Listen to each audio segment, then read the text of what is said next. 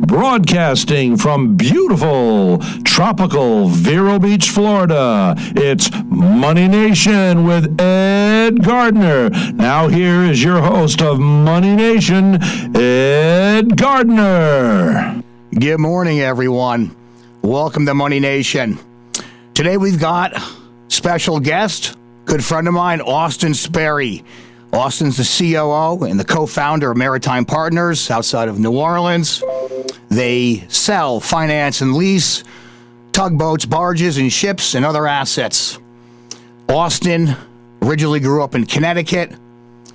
I spent time sailing with him as a youngster. We grew up sailing on Lake George. Austin then attended the Avon Old Farm School. From there, he went to a graduate of Southern Mississippi. Before he got into the shipbuilding world in 2005, he worked for several different shipbuilding yards in the New Orleans, Louisiana area, and then eventually co-founded Maritime Partners. Austin, thank you for being here. Hey, thanks for the invitation, Ed. Great to see you guys. Austin, tell us a little bit about the Maritime Partners, what your company's about, what you do, and... Sure. Yeah, we look. My partner, very bright young guy, Dick Brooks, was working at a investment services company in New York City back in 2015. He and I met around 2010. He worked for my my best friend from Avon Old Farms. That's how I was introduced to my now current business partner. He actually attended Loomis Chafee boarding school, so we kind of joke internally. We've got some analysts that also attended Trinity Pauling and Berkshire boarding school. So we're kind of the boarding school team down here in New Orleans. But no, it was pretty simple out of the box. Bick was managing a transportation portfolio of about $3 billion when he left. I had begun my maritime career in 2005 working for my wife's father's various shipyards in various capacities. So I very much came up on the operational shipbuilding side of the world, where my partner Bick, is an expert in finance and structure. So it was a beautiful marriage. We formed a company in 2015, set out to buy our first towboat for about $4 million. It's a little 2,000 horsepower towboat, and we got a nice 3-year lease with that asset, and put it on charter to a publicly traded MLP. And we made $40 a day. That's how we started. Unbelievable. Fast forward to now 2021, we own about 550 assets, ranging from a 2,000 horsepower towboat to a 30,000 barrel tank barge that transports anything from jet fuel to gasoline, diesel, crude oil. 10,000 barrel tank barges, dry docks. Open hopper barges, covered hopper barges, offshore equipment such as bunker barges that service the West Coast. We've got a tug that services the East Coast to Puerto Rico. So, look, from our very humble beginnings of one boat making $40 a day to over 550 pieces of equipment, but 13 people that work full time, and basically our niche in the market is very simple. We're not operators. We're here to be a great steward to the industry. We're here to sensibly deploy capital under the right circumstances, and we want to be that. We filled in a void that was vacated by GATX and GE during the 08-09 crash, and we simply provide off-balance sheet financing in the form of bareboat charters. It's that simple, to the Jones Act primarily. So you're both a shipbuilder and a finance company. Well, that's an interesting question. My prior life, I was an actual shipbuilder, working in the yards in commercial capacities. Now we actively just contract what we want built out to the yards. Right now we've got construction underway across 8 different shipyards, from Tennessee to Alabama to Texas and Louisiana and everywhere in between. So we outsource the shipbuilding function now, but we contract directly with the shipyard, and we take delivery upon completion of that vessel. Interesting. Okay. So you're really a finance company. You get the boats built, you get a customer, and then you lease the boat to the customer after you have it built? Yeah, basically, it's I wish it was that simple, but it is that straightforward. Before we start talking about the Suez Canal, that's the big news in the last week, interrupting $9-10 billion of trade globally per day that boat, the Ever Given, is now through the canal. But we'll talk about a little bit about that in a little bit. But tell me a little bit about, I saw some information recently in a news release for you guys on the hydrogen joint venture. Now, I'm a owner of a lot of the electric companies, electric truck car companies. This is very interesting. I've seen in the boat industry going away from diesel. Is diesel typically the fuel you use in your tugs? Yeah, on the inland side, which we are primarily focused, it's just marine diesel or MDO diesel. In other words, ultra low sulfur. So what's this hydrogen joint venture about? It sounds very interesting. Yeah, it is actually. My business partner, Bick, I've got to give him all the credit. He's really been working hard on this in combination with Ardmore Shipping Corporation out of Ireland. It's a publicly traded company on the New York Stock Exchange. And then a hydrogen technology company located in Bend, Oregon called Element One. What we've done is pretty straightforward at this point. We formed a joint venture where each of us own 33.3% of the business, where we're trying to bring this hydrogen technology for the maritime application, propulsion application, and supplemental power application to market. Now, there's a company called Plug Power, does hydrogen forklifts out of upstate New York. Is it anything like that at all? They're using it to do forklifts. You guys are doing it to build, to power vessels, tugs, and things like that. What's the difference? I'm not super familiar with that company up there in upstate, so I don't have an opinion on that. But look, this is obviously proven technology. The conduit for the hydrogen, in our case, is methanol, which is widely available. Right now, we transport it all the time in our barges. So that is the vehicle for which we strip the hydrogen energy out, and then through a fuel cell process, it generates power. Look, I don't know too much about that company in New York, so I don't know how. They just use hydrogen batteries or fuel cells to power forklifts. Yeah. That's so no, I wasn't sure. The batteries are big and heavy, and in shipping, right, that takes up space. So we're trying to get away from that somewhat. Right. Interesting. Very interesting. It seems like all transportation, whether it's cars, trucks, boats, planes. I have a friend of mine that's working on an electric plane out of Burlington, Vermont. It's amazing how things are transforming here. Well, no, look, from the investor community too. He's got to be a social and environmentally sound investor these days for people to really kind of attract capital. So it's not surprising that the industry and the money is kind of flowing in this direction. Looking forward to seeing how this plays out. I think there's tremendous upside here. Obviously, we're in the initial stages, but really exciting thus far. Yeah, like how far down the road would you say it is, Austin? Before you'd actually see ships being powered by hydrogen? Yeah, I think you'll see the auxiliary power units come to market before you see some big scale propulsion technology. That's my kind of personal feeling. As we've been involved in this now for I'll just call it 6 months, but I think you're going to see that happen on a much faster timeline than you would bigger propulsion. Very interesting. Very interesting. We're going to take a quick break here, and we'll be right back. Austin, just hold on right there. Remember, all listeners, any questions at all, feel free to always give me a call. You can call me at 518-255-8854, or you can email me at edgardner@cutterco.com. We'll be right back. All opinions expressed by Ed Gardner and or his guests on the Money Nation Show are solely Ed Gardner's and or his guests' opinions and do not reflect the opinions of Cutter & Company or any of their affiliates.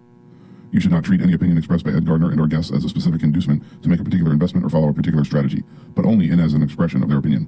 Ed Gardner's and his guests' opinions are based on information he considers reliable, but neither Cutter & Company nor affiliates and or subsidies warrant its completeness or accuracy, and it should not be relied upon as such. Always talk to your financial advisor before making such decisions. Welcome back to Money Nation. So, Austin, How you doing, by the way? I heard you had a little dirt bike accident. You're out evil Knieveling around?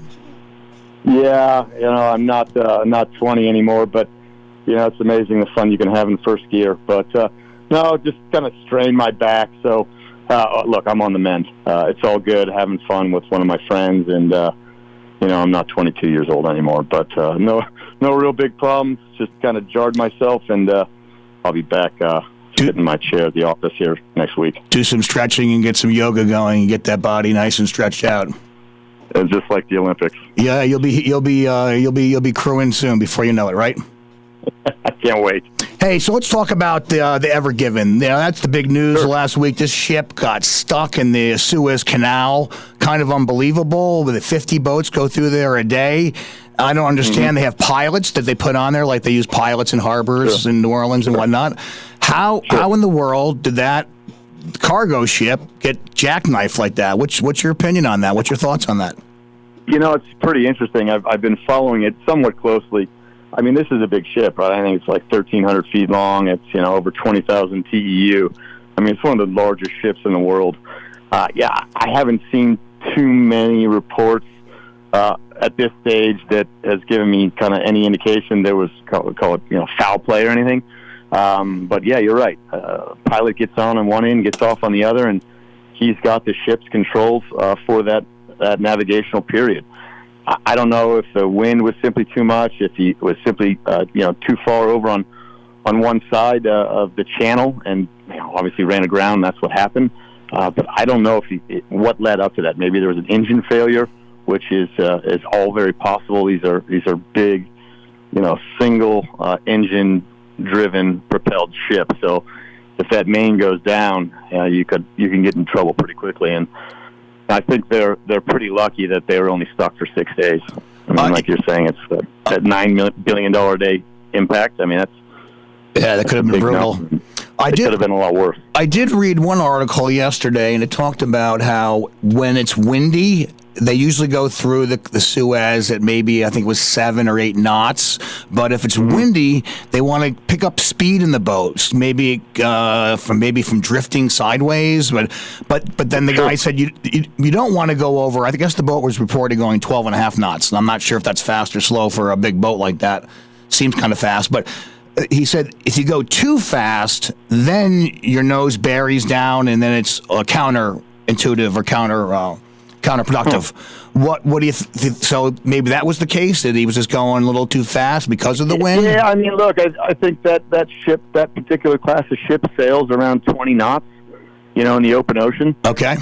12 knots seems a little quick to me, just, going through the canal. But again, I haven't had that experience personally. It's just an instinct. Look, I think the boat was drafting 47 meters or something when it ran aground. I don't know if they're having shoaling issues. There's so many potential ways that could have happened. Man, I can't even speculate. The report that you read, that sounds, to me, it's not 100% believable. But again, I don't know any. Probably someone's opinion, Exactly. Well, let's talk about getting the boat going again, because that's what I was thinking about you. I was thinking about Austin and his tug. So I read another article talked about this powerful tug that was on the way. Carlo Magno was the name of this super tug, and it was on its way to the scene. And then I think I also read they were using 8 or 10 tugs. How are those boats any different than the tugs that you have manufactured and you lease and sell? So they're different from the sense that our primary focus is on the inland waterway system, where we're going from Chicago to New Orleans, or Houston to New Orleans, or Houston to Corpus. We're in protected waters. So our boats are designed much differently than an offshore tug is what you saw getting that vessel off the hard. Our vessels don't have much freeboard. They're very tall. I've got an eye level on most of our boats of 31 to call it 33 feet tall, where a Roto Tug that was getting the Ever Given off the ground there was probably 12, 15 feet tall max. Oh wow! So it's a much different application where the tug's got a bollard pull where it's pulling that vessel with various wire and line. And our boats are actually called push boats. They push the barges up and down the river. Oh, they put the nose in the back. They put the nose in the back of the boat, and they push that way. Exactly. Yeah, you face up on the transom, and you're pushing. That's why you've got such a high level sight view from our towboats, because you're looking over in some cases.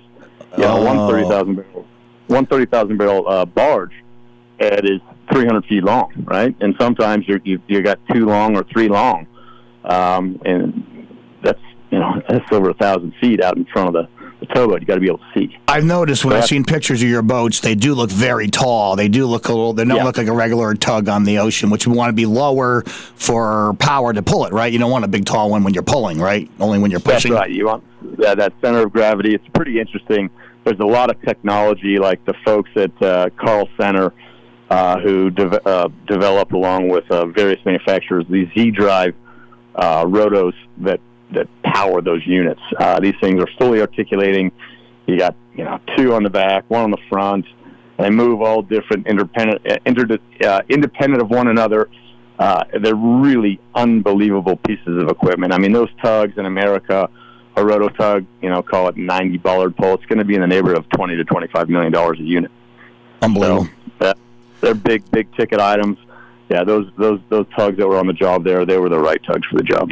It seems like I read also that numerous vessels that were in line decided to take the long route and go around the Cape of Good Hope. Sure. And then what do you think guys about? Were probably on a freightment rate. They weren't on a day rate with a customer, so they get paid to deliver cargo. They're not getting paid a day rate. So every day they're sitting, they're burning stores, they're burning fuel for the generators. They figure, look, I might as well not sit here and wait for these 100 ships or whatever the backlog is to get through this canal. I'm going to go.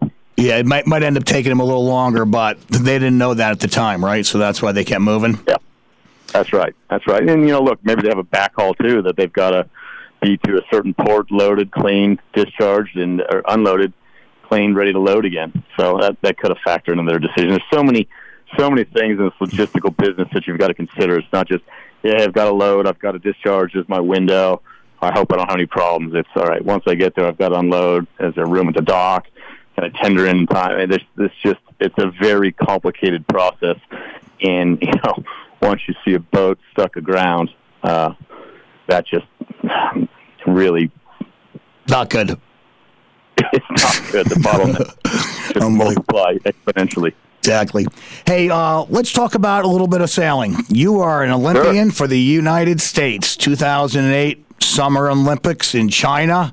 You raced the Starboat, is the boat that we grew up racing, from Lake George to Miami, Coral Reef Yacht Club, and everywhere in between. Tell us about that. Tell us about your experience on the Olympic team and sailing in China. Yeah, no, look, that was it seems so long ago, 2008. That was such a huge part of, I guess, who I was. I kind of identified, I was like just everything I did, right, at that period in my life was sail starboats and really just do everything in my power to make the Olympic team and represent my country. And really that was the goal. That was my only focus in life for a good portion of my 20s. In 2005, I got married. My father-in-law, a guy named John Dane, is a starboat sailor. I'm sure you know him, Ed. Oh, I know John very well. Yeah, he made the mistake of asking me to sail with him. I'm being facetious, but he asked me to sail with him in the Bahamas. I think it was in I call it 05, 04, 05. It was right after the Athens Olympics, and or maybe it was even 06. And we finished second to Paul Kayard and Brian Sharp in a regatta that was blowing probably 20, 25 knots outside of Nassau, Bahamas. And you've been there, you know what that's like. Yep. And we finished second without even having to sail the last race. Wow. And we both kind of looked at each other like, that was actually pretty interesting. Never sailed together before. Had a few setbacks during the event with some boat and some gear failures, but really kind of communicated very well through those issues, fixed them, and still ended up second behind Kayard, which was a big achievement. So, look, we decided to kind of give it a more formal go. At the time he was running his business, U.S. Marine, which is a shipyard that contracts to the government and whatnot, and Navy SEALs and stuff like that. And then he owned another company called Trinity Yachts, and he manufactured big mega yachts for very wealthy individuals. And so, we were very well financed, and as you know, watching the America's Cup and everything, it's two things, right? It's money and time. Yep. And fortunately, we had a little bit of both. I think in the end, we had too much money that believe it or not, that can be a detriment when you've got to make certain decisions. But look, we continued to campaign, 05, 06, 07, up to the Olympic trials, went into the last day in the Olympic trials, and in sailing, you had to win that event. And for people that don't know, a regatta, a sailing event, it's much like golf. It's over a series of days. If you win a race, you get 1 point. If you finish 10th in that race, you get 10 points. Obviously, the person with the team with the lowest score at the end of that event is deemed the winner. So we were going into the last race. I want to say it was the 16th race. We were 2 points out of first behind George Zabel.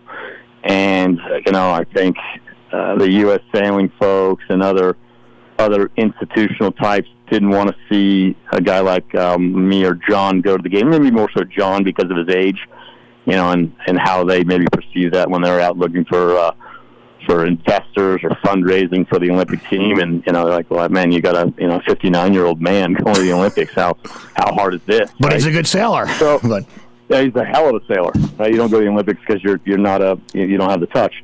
And so, look, we came off that line. We had a really great start in that trials. Ended up battling with Andy Horton, who's from up in the Northeast there. Yeah, Vermont boy. Around the course there. And we ended up winning the race, and Zabo finished sixth. So, I think we won by 4 points and stamped our ticket to China. Nice. And it was really cool. Obviously, a highlight of my career in life. My wife was there and able to celebrate that with her was really super cool. After the trials, we had another year before the actual Olympics, so we moved to Miami. All the coaches from Hans Wallen, who was a 96 Starboat silver medalist in Georgia. Stevie Erickson was a gold medalist from the U.S. in 84. Rodney Hagables from Australia. Our training partners were Mark Pickle, who's just a meticulous craftsman, fantastic human, fabulous sailor, and one of the best boat builders I've ever seen. So we partnered with Pickle going into the Olympics to train, but also to come up with a new starboat based on what we thought the weather was going to be looking like at the Olympics. Over the course of the event, we took 40 years of weather data, modeled it in a supercomputer in Kiel, Germany, and everything kind of pointed to very light wind for that event in Beijing. And so we designed a boat from scratch within the tolerances, of course, of the rules to optimize a boat for kind of wind speeds around 6 knots. Right. And one of the questions I think I just saw you ask is, man, I think you guys were winning after the first 2 or 3 races, and you're in the gold medal position. That was right. We were. The boat was going really well, and the boat was designed, I think, perfectly for those really light conditions. Unfortunately for us, it got windy after that, and we were super slow. Oh, no. Nothing we could do. You can't change boats. I know people might ask out there, why don't they just use another boat? Once you check a piece of equipment into the Olympics like that's it. You don't have a choice. So, we were forced to ride the horse that we picked. Regardless, I think, candidly, if we used our other boat that got us to the Olympics, people ask me, hey, would you have won a medal? I think the answer would have been no still.